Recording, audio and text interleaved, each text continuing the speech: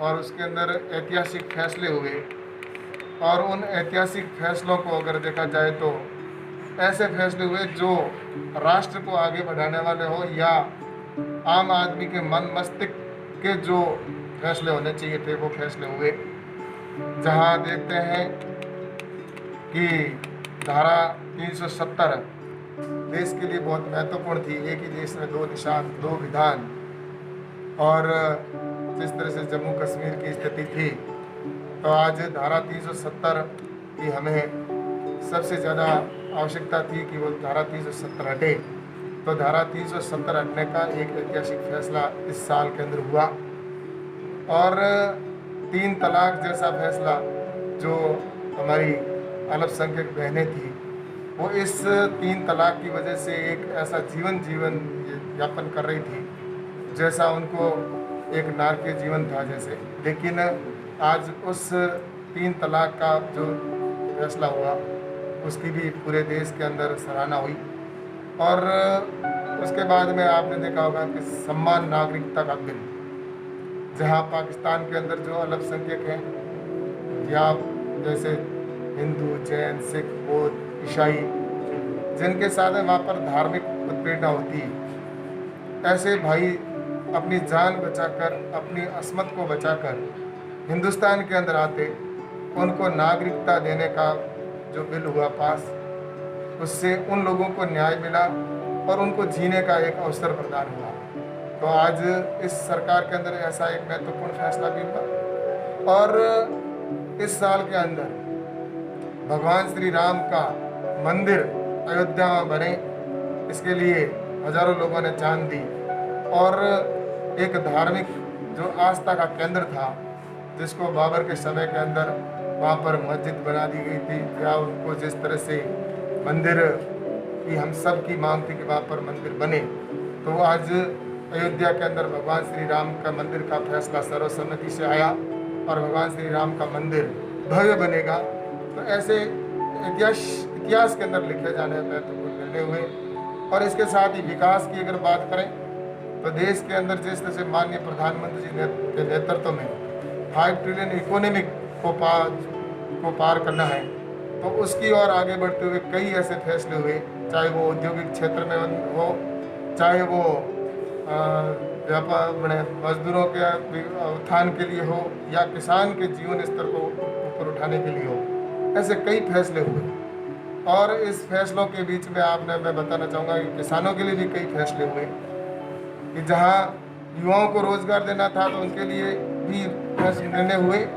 और उनको skill development के द्वारा किस तरह से उनको रोजगार स्वयं का प्राप्त हो, इसके लिए सरकार की तरफ से योजनाएं बनाई और उनको इसका लाभ आज हमारे देश के युवा ले रहे हैं। इसी तरह किसानों की अगर बात करें तो किसानों के लिए किसान सम्मान निधि के तौर पर 6,000 रुपये देने का तय हुआ कि किसान को हर 4 महीने के अंदर 2-2 हज़ार रुपये की इंस्टॉलमेंट के रूप में उनको मिले। तो आज देश के अंदर लगभग 9 करोड़ किसानों के खातों के अंदर 6,000 रुपये की किस्त पहुंचना प्रारंभ हुई है। और किसानों की इनकम डबल करने का जो 2022 तक का लक्ष्य है, उस लक्ष्य को प्राप्त करने के लिए भारत सरकार निरंतर प्रयास कर रही है। और इसके लिए प्रधानमंत्री जी ने जो 10,000 FPO की घोषणा की है, 10,000 FPO बनेंगे और जैविक खेती को बढ़ावा दिया जाएगा। जीरो बजट फार्मिंग के माध्यम से किसान की लागत कम हो, इसके ऊपर बल देते हुए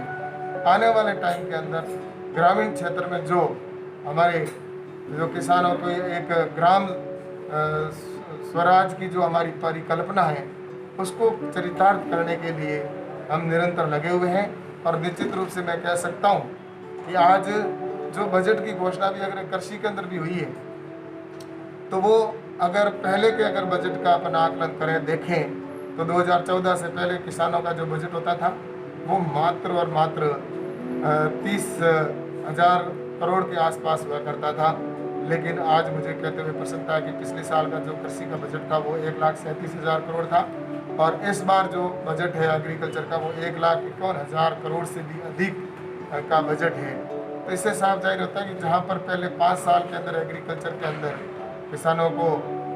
जो मिलता था, उतना बजट अब 1 साल के अंदर माननीय प्रधानमंत्री जी के नेतृत्व के अंदर किसानों को दिया जा रहा है। इससे किसानों को निश्चित रूप से लाभ होगा, किसानों को उसकी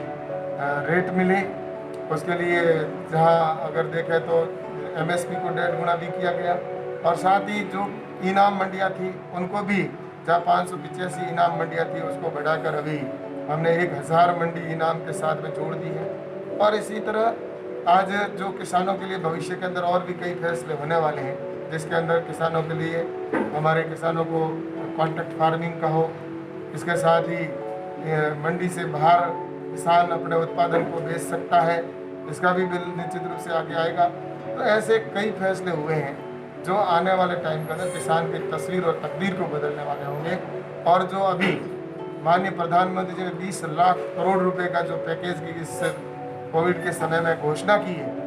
ये आने वाले समय में आत्मनिर्भर भारत को बनाने के लिए एक बहुत बड़ा कदम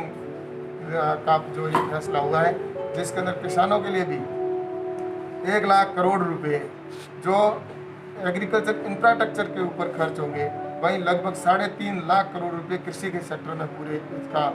उपयोग होगा, जिससे किसानों को सीधा लाभ होगा। और जो 1 करोड़ रुपए एग्रीकल्चर इंफ्रास्ट्रक्चर के ऊपर जो खर्च होंगे, उसके अंदर हमने उनको 4 भागों में बांटा कि किसान जब फसल का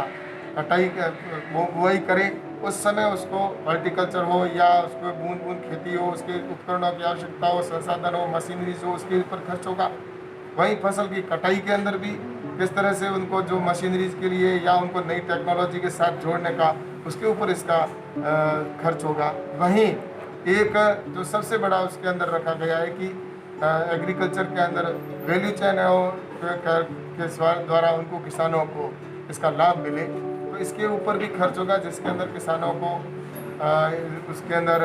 कोल्ड स्टोरेज, वेयर हाउस और प्रोसेसिंग यूनिट, ये सारे करके और किसान को पैकिंग करके और कैसे वो मार्केट के अंदर उसको अच्छी रेट मिले, इसके ऊपर भी कृषि के सेक्टर के अंदर काम किए जाएंगे। कुल मिलाकर हर क्षेत्र के अंदर माननीय प्रधानमंत्री जी के नेतृत्व में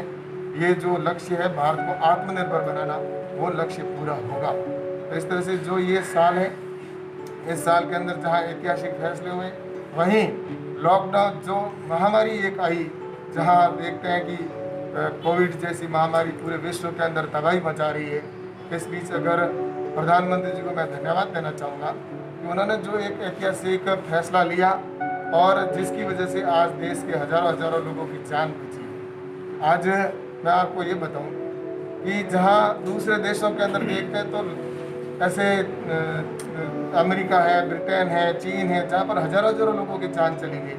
लेकिन प्रधानमंत्री जी के सूझबूझ का ही परिणाम है कि आज हमारे देश के अंदर जो इतने पॉजिटिव केस कम हैं। तो इसके पीछे कारण यही है कि उनका समय पर निर्णय लिया गया। और इस समय मैं ये भी कहूँ कि आज लोगों के अंदर जागरूकता आई है। जिस समय ये लॉकडाउन हुआ था उस समय भारत के अंदर इतने संसाधन भी नहीं थे, जहाँ अगर मास्क का प्रयोग करना हो तो लोगों के अंदर जागरूकता नहीं थी, मास्क मिल नहीं रहे थे, या उसके लिए सैनिटाइज की अगर कोई उस समय इतनी पर्याप्तता नहीं थी, लोगों के अंदर जागरूकता नहीं थी, हॉस्पिटल के अंदर सारे संसाधनों की भी कमी थी। लेकिन ये जो 2 महीने का लॉकडाउन रहा, इस लॉकडाउन के दौरान जो सारे संसाधनों की जिनकी भी कमी थी, चाहे हॉस्पिटल के अंदर वेंटिलेटर की हो या अन्य जो सेंटरों की कमी हो, हॉस्पिटल के अंदर व्यवस्था की कमी हो, इन 2 महीनों के अंदर लोगों ने सोशल डिस्टेंस का, सभी देश के जनता ने इसका ध्यान रखा प्रधानमंत्री जी के आह्वान पर। इस बीच में सारी व्यवस्था भी हुई, लोगों के अंदर जागरूकता भी आई, जिसकी वजह से हजारों लोगों की जान बची। और भविष्य के अंदर भी निश्चित रूप से लोगों की जागरूकता की वजह से ये मैं कह सकता हूँ कि आने वाले टाइम में इस महामारी से भी हम निजात पाएंगे। और इस समय प्रधानमंत्री जी का ये निर्णय बहुत अच्छा निर्णय हुआ कि जिसकी वजह से उनके आह्वान के ऊपर पूरे देश ने उनके ये बात को माना, और जिसकी वजह से आज पूरे देश के अंदर जो महामारी है उसको हम निश्चित रूप से ये चुनौती है, लेकिन इसको हम इसको पूरा करेंगे। और आने वाले टाइम के अंदर देश है जो एक हमने जो सपना देखा है भारत आगे बढ़े,